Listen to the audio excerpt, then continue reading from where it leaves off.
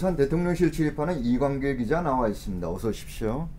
오늘은 어떤 소식을 가지고 오셨습니까? 네, 우리 독자들 포함해서 윤석열의 윤만 나와도 고개 돌리는 분들이 많아서요. 짧은 소식 몇 개만 갖고 왔습니다. 우선 윤석열 대통령이 네 번째 해외 순방을 간다고요? 예, 14일부터 아랍에미리트 연합을 국빈 방문하고 네. 17일 스위스로 이동해서 다보스 포럼에 참석하고 21일 귀국한답니다. UAE, 아랍에미리트 연합의 약자가 UAE죠. 이곳은 이명박 정부 때 원전을 수주해서 화제가 됐죠. 네. 문재인 대통령도 2018년 3월 바라크 원전 1호기 준공식에 참석한 바 있습니다. 네. 지난 10일 최상목 경제수석은 바라카 원전으로 특별한 인연을 맺고 있는 UAE와의 관계를 한 차원 더 높은 수준으로 도약시킬 계획이라고 방문 이유를 밝혔습니다. 다보스 포럼에는 왜 가는 거죠? 지난해 4월 27일인데요. 대통령 당선인 시절인데요. 클라우스 슈밥 다보스 포럼 사무총장으로부터 초청을 받았습니다. 네. 그때 윤 당선인이 반드시 참석하겠다 이렇게 약속한 적이 있습니다. 그것을 빼고는 딱히 가야 할 이유가 없어 보입니다. 예. 거의 스토킹 수준으로 구애 중인 기시다 후미오 일본 총리는 주요 7개국을 방문하느라 다보스 포럼에는 안 간다고 이미 밝혔고요. 예. 조 바이든 미국 대통령도 참석하지 않을 것 같다고 합니다. 이번에도 MBC 기자는 대통령 전용기에 탑승하지 못하는 건가요? 아직 그런 얘기는 없네요.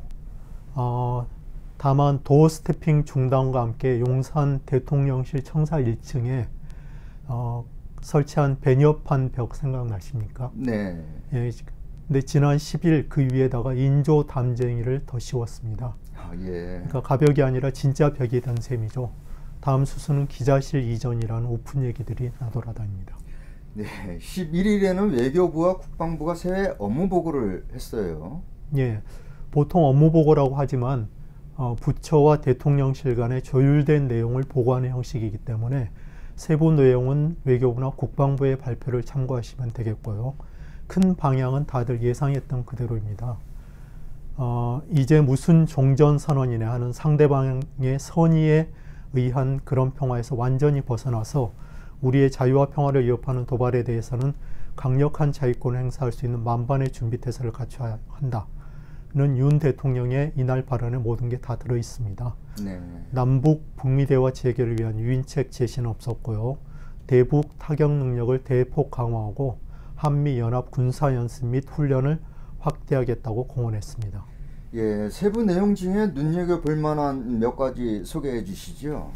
예, 그날 업무보고 직후 외교부 장관과 국방부 장관이 사후 브리핑을 했는데요. 네. 이종석 국방부 장관은 타격 체계인 킬체인 분야에서는 지대지 미사일, 공대지 유도탄 이러한 것들의 보유량을 대폭 늘리고 나가서는 북한이 미사일을 발사하기 전에 교란 또는 파괴할 수 있는 작전 개념까지 발전시킬 것을 보고드렸다 이렇게 밝혔습니다. 예, 타격용 미사일을 대폭 늘리고 선제 타격까지 검토하겠다 이런 거네요. 예, 맞습니다. 한미 연합 연습과 연합 훈련을 크게 늘린다는 내용도 포함됐어요. 예, 맞습니다. 보통 3월에 전반기 한미 연합 연습을 실시하는데요. 네. 그것을 11일 동안 전 후방 구분 없이 연속적으로 시행하고 야외 기동훈련은 과거에 독수리 훈련이라는 게 있었는데요. 네.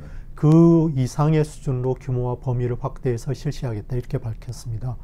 또한 최초로 사단급이 참여하는 한미연합 상륙훈련 실시 계획도 밝혔습니다. 예.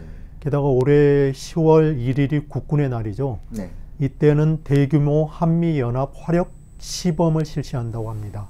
마침 그날이 한미 상호방위조약 체결 70주년이기도 합니다.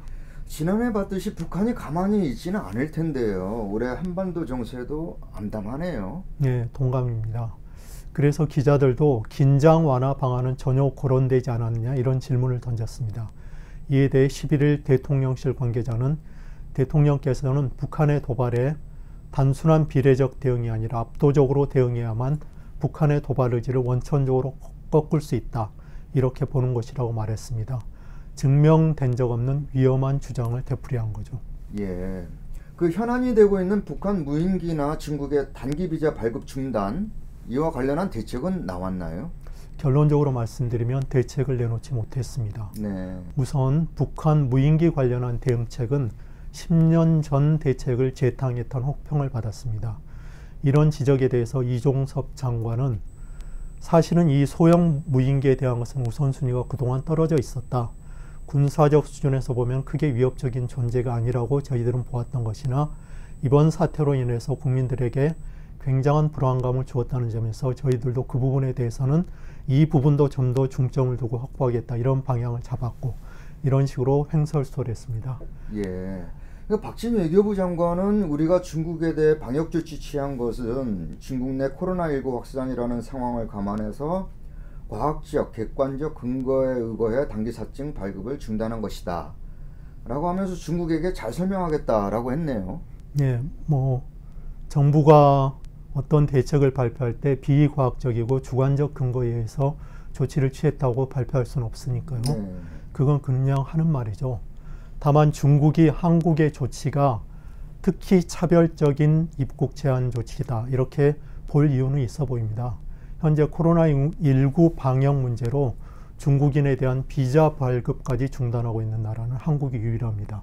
네. 일본이 잠시 취했다가 이미 풀었다는 보도가 나왔고요. 게다가 11일 업무보고 때 윤 대통령은 중국인에 대한 방역 강화 조치가 문재인 대통령의 조치와는 차별화되는 반중 성향의 보수 지지층을 의식한 것임을 시사하기도 했습니다. 즉 순전히 방역 조치가 아니라 정치적인 조치라는 그런 것을 시사한 것입니다. 네. 실제로 윤석열 정부가 중국을 설득하지는 못한 거죠? 예. 그래서 중국이 10일 단기 비자 발급 중단 조치에 이어서 11일 추가 보복 조치를 취했습니다. 중국을 경유해서 제3국에 가는 외국인에게 중국 도시 안에서 3 내지 6일 정도 체류할 수 있는 프로그램이 있었는데요. 한일 국민에게는 적용하지 않는다고 11일 발표했습니다. 그 새해 초부터 중국과 치고받고 북한에게는 험한 말 쏟아내고 윤석열 정부가 어떻게 수습할지 모르겠습니다. 수고하셨습니다. 여기까지 듣겠습니다. 대통령실 출입하는 이광길 기자였습니다.